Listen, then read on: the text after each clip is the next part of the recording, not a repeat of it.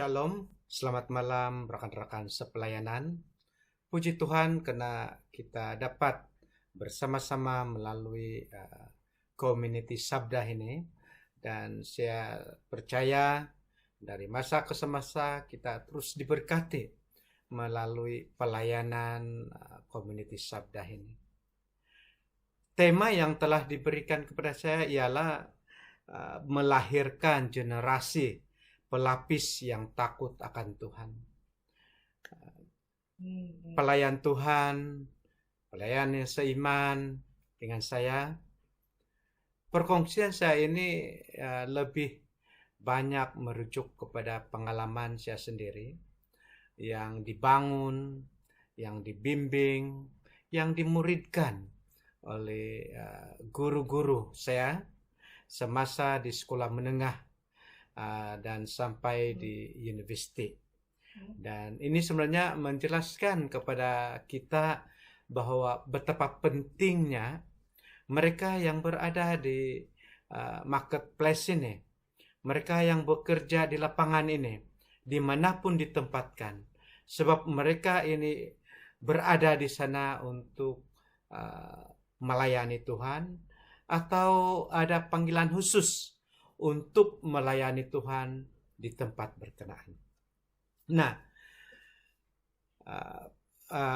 rekan-rekan yang seiman, ketika di sekolah menengah tingkatan 4 dan tingkatan 5, kira-kira 40 tahun, mungkin 40 tahun yang lalu, di Kota Marudu, SMK Kota Marudu, kami ada persekutuan pelajar Kristen pada waktu itu.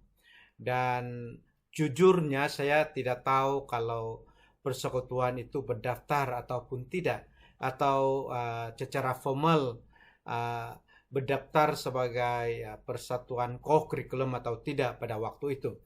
Tetapi kami berbakti di satu gereja yang agak jauh daripada sekolah, dan kami dibimbing oleh beberapa orang guru. Pada waktu itu Cikgu Nusia Gimbun sebagai seorang guru Kristen, dan saya anggap sebagai ibu dan bapa rohani saya. Dan ada juga guru-guru Kristen yang lain pada waktu itu, misalnya Cikgu Jonigo dan beberapa yang lain. Nah, pada waktu itu kami dimuridkan dan kami dibimbing dan kami dibangun melalui persekutuan ini. Dan pada waktu itu kami juga telah diberi kepercayaan untuk sama-sama melayani di persekutuan pelajar Kristen ini. Dan dalam masa yang sama juga sebenarnya ini telah membina kami untuk menjadi seorang pemimpin pada waktu itu. Sehingga pada waktu itu kami mengadakan kelompok-kelompok yang terdiri dari beberapa orang saja dalam tidak ramai, dan kami kelompok-kelompok ini mengadakan persekutuan doa di kelas-kelas pada waktu itu. Nah, kemudian pada waktu itu juga sebenarnya kami telah apabila ada seorang penolong kanan, guru penolong kanan, yaitu Cikgu Maisin Sendelun, yang daripada Kota Belud, dia ke Kota Marudu, dan dia telah membuka rumah dia untuk tempat kami mengadakan persekutuan pada waktu malam pada ketika itu. Dan guru-guru inilah yang memberikan satu bimbingan, satu contoh kepada kami untuk menjadi pengikut-pengikut Kristus pada waktu itu dan membina iman percaya kami kepada Yesus Kristus. Kemudian selepas itu saya berpindah ke SMK Manggatal karena masuk ke tingkatan 6 pada tahun 1983 dan 84 dan 85 pada waktu itu. Dan di sana pun ada guru yang melayani kami juga. Cikgu Ang Baili dan Cikgu To dan Cikgu Maginis. Mereka-mereka inilah sebenarnya yang melayani kami di sana. Dan ada juga senior kami yang melayani seperti Maria Sabin sekarang sudah menjadi seorang cikgu.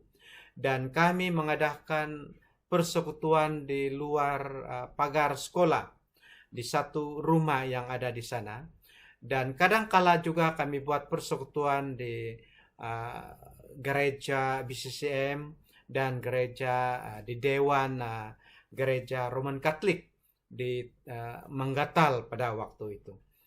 Nah, suatu kejadian yang sampai sekarang saya masih ingat, yaitu ada 2 pelajar tingkatan 4 yang berpindah daripada pedalaman Sabah. Kalau saya tidak silap daripada Nabawan, pindah ke SMK Manggatal, dan di sana dia telah ubah kepercayaan dia. Dia menjadi seorang Islam, dan ini memberikan kesan kepada kami. Dan pada waktu itu saya dengan beberapa orang, saya masih ingat waktu itu saya dengan Cikgu Teresa Minsin, kemudian Cikgu Sabinus dan Cikgu Thomas, kami memberi counseling, memberi bimbingan kepada pelajar ini. Dan dengan doa dan puji Tuhan, akhirnya pelajar ini selepas beberapa minggu dibimbing, beberapa bulan dibimbing, di counseling, akhirnya dia kembali kepada kepercayaannya yang mula-mula. Rekan-rekan seiman dalam Kristus Yesus, ketika saya di USM pun keadaan ataupun mereka-mereka yang menjadi pekerja di sana waktu itu, saya masih ingat Cik Mary Vegis dan ada seorang lagi staf di USM menjadi pembimbing rohani kami. Dan dalam masa yang sama mereka juga sebenarnya penasihat kepada Persatuan Persaudaraan Kristen. Dan kebetulan saya pada waktu itu adalah timbalan presiden kepada persatuan ini. Dan kami juga dilayani sebenarnya daripada gereja RGBC. Dan daripada gereja itu sebenarnya ada Pastor Sam Surendran. Waktu itu Pastor Sam belum lagi jadi pastor. Kemudian ada juga daripada Campus Crusade, Peter Slamet. Kemudian ada Brother Ong yang sentiasa melayani kami. Pelajar Sabah dan Sarawak di mana-mana college dan university pada waktu itu. Dan juga ada Saudara Amidi Melagop. Saya ingat waktu itu dia di Scripture Union. Dan mereka-mereka inilah yang memberikan impak dalam kehidupan saya.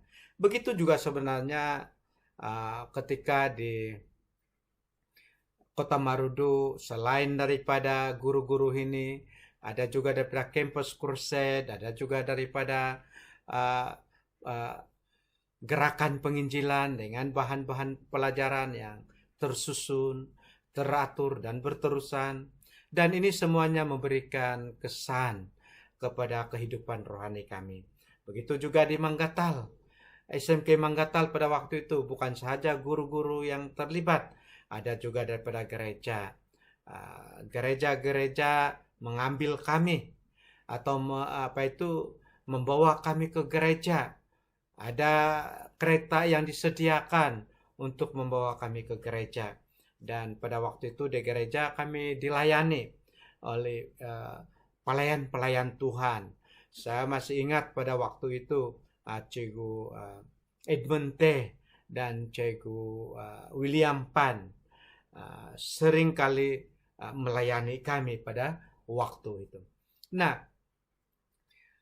rekan-rekan sepelayanan, jelas sekali bahwa di mana pada waktu itu kami bersekolah, ada pelayan-pelayan Tuhan, ada guru-guru yang melayani kami, yang memberikan bimbingan kepada kami, yang membawa kami ke dalam persekutuan, yang memuridkan kami. Dan ini dilakukan oleh guru-guru sendiri yang berada di lapangan pada waktu itu, di marketplace place pada waktu itu.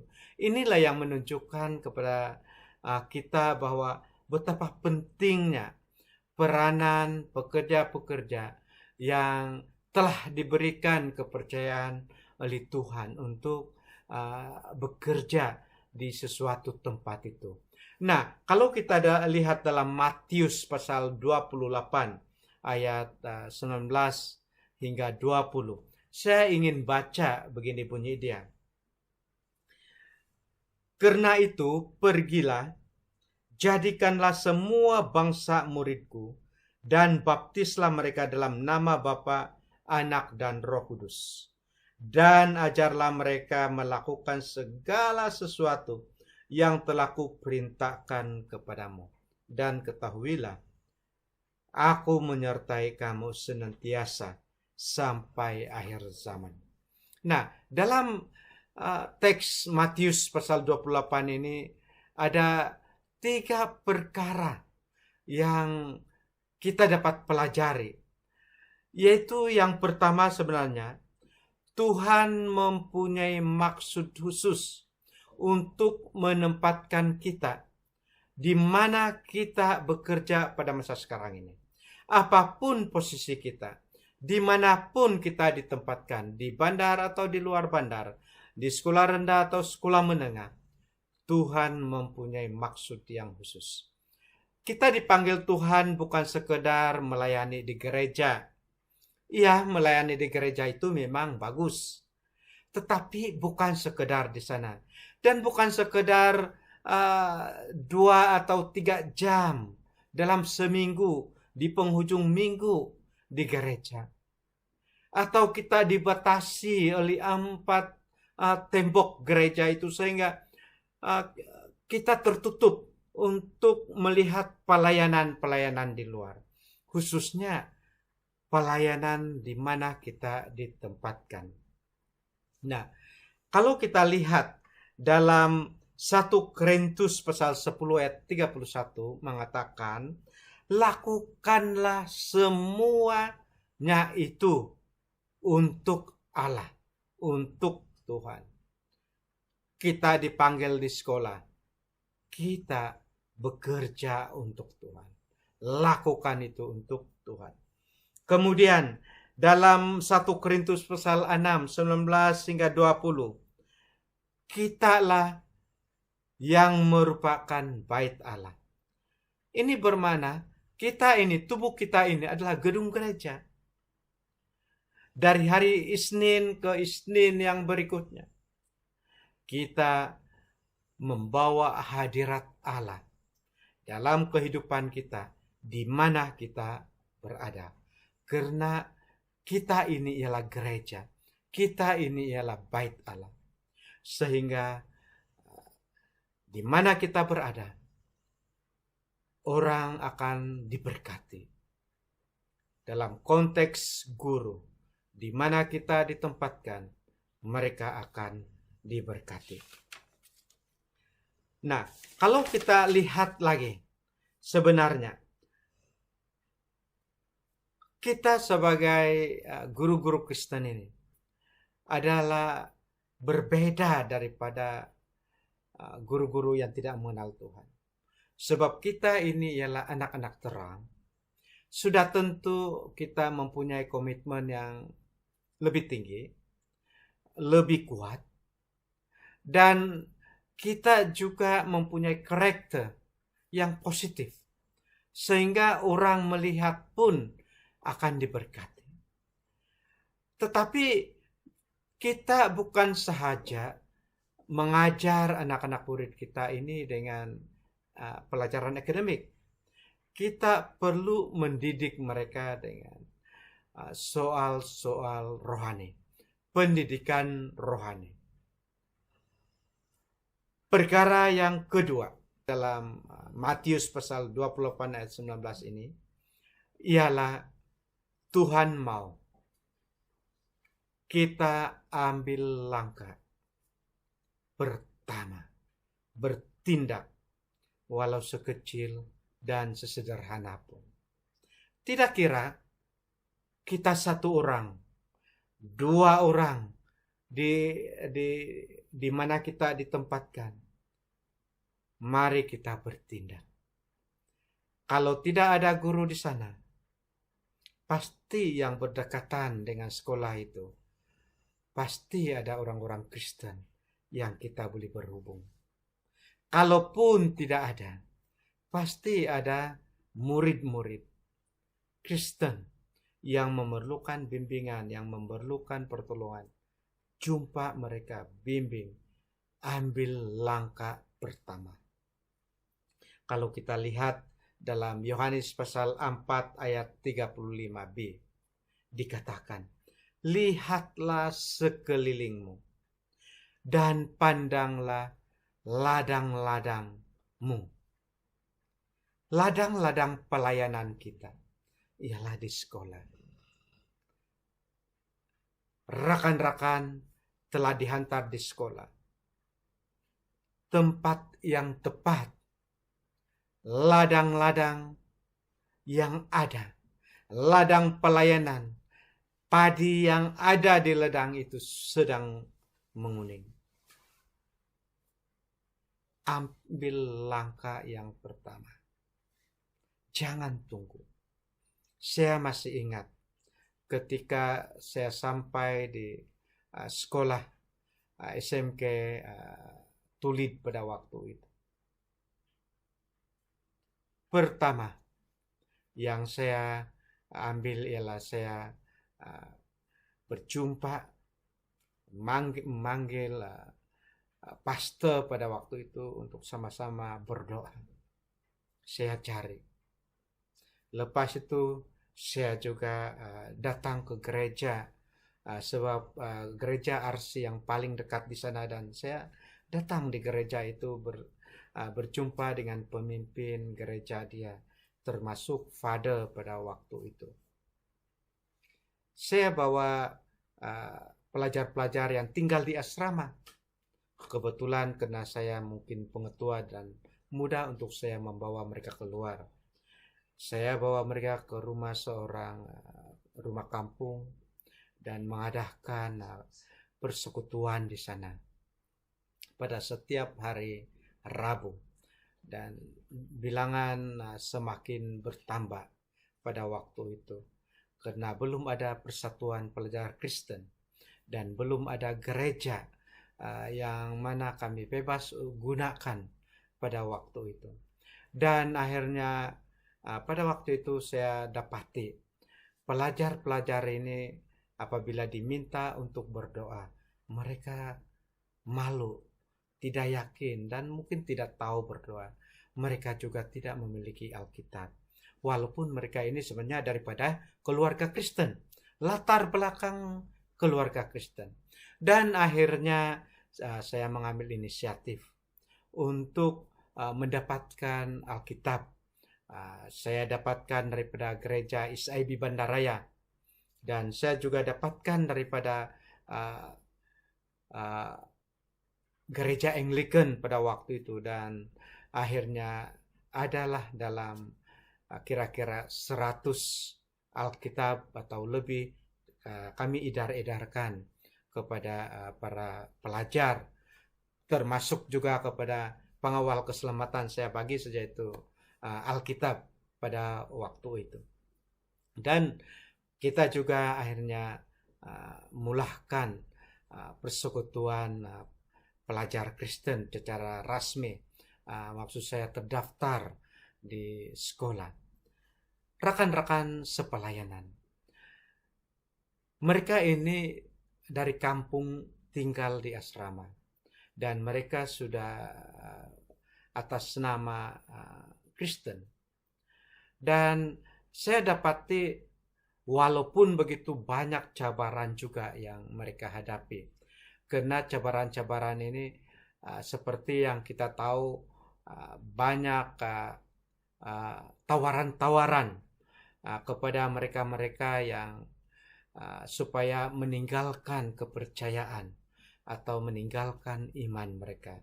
Begitu juga dengan yang daripada kampung ke kota-kota, ke sekolah-sekolah di bandar. Tawaran-tawaran untuk meninggalkan iman mereka begitu banyak sekali. Selain daripada cabaran dari segi sosial, dari segi ekonomi, pergaulan, dan sebagainya. Dan mereka-mereka ini memerlukan bapak-bapak rohani, memerlukan ibu-ibu rohani, pendamping, pembimbing mereka. Dan akhirnya berbalik kepada di ISIB di SMK Tulid pada waktu itu kami mulahkan pembinaan gereja pada waktu itu dengan sokongan daripada gereja-gereja yang lain, sumbangan daripada gereja-gereja yang di sekitar sangat membantu untuk membina gereja, dan akhirnya kami juga dapat bantuan daripada kerajaan untuk membina gereja. Rakan-rakan sepelayanan,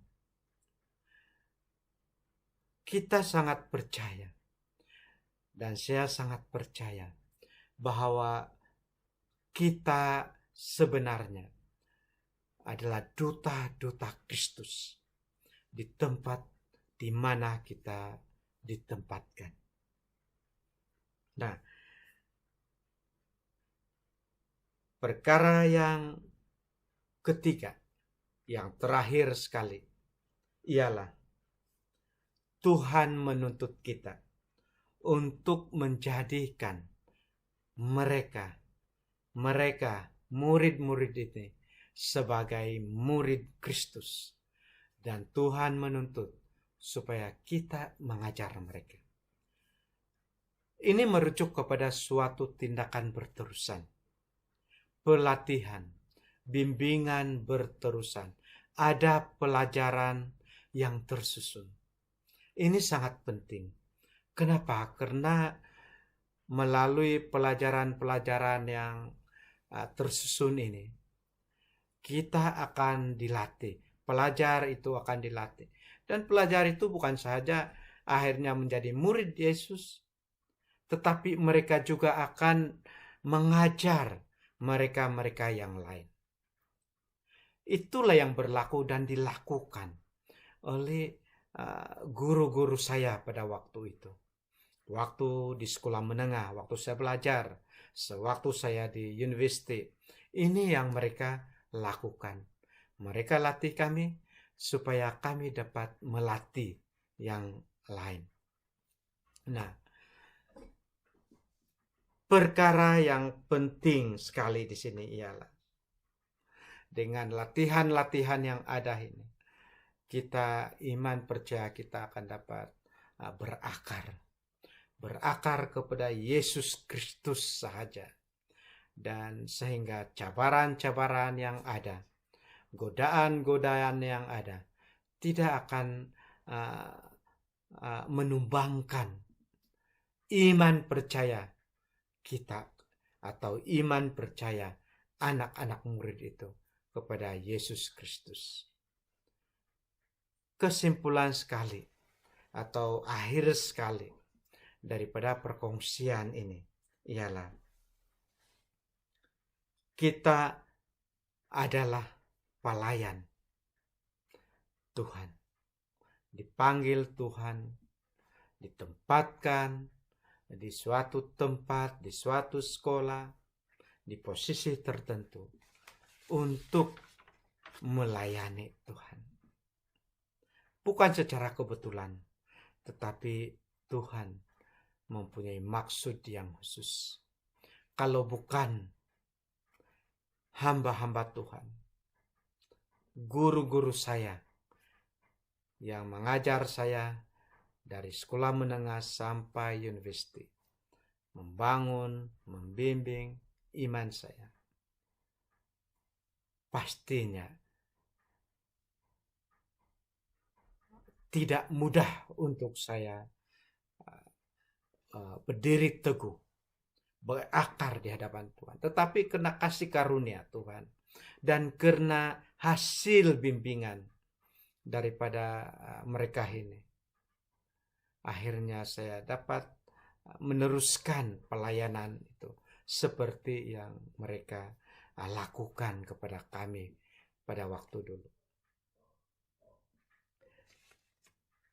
Guru Kristen sebenarnya mewakili Tuhan untuk mencari, membangun bakat-bakat rohani, potensi yang ada pada murid-murid ini. Kitalah yang sebenarnya guru-guru Kristen ini yang paling banyak berjumpa dengan pelajar-pelajar. Kalau kita sudah diselamatkan, kalau kita sudah dibimbing oleh guru-guru kita dahulu, oleh mereka-mereka di marketplace dahulu, mereka berkorban untuk kita, kenapa kita tidak mau melayani murid-murid kita? Yesus memberikan keselamatan. Yesus mati untuk kita. Yesus menebus kita daripada dosa dan memberikan keselamatan kepada kita. Kenapa kita tidak melayani juga murid-murid yang dipercayakan kepada kita? Puji Tuhan, Tuhan memberkati semua rakan-rakan sepelayanan yang ada dalam Sabda Community. Amin.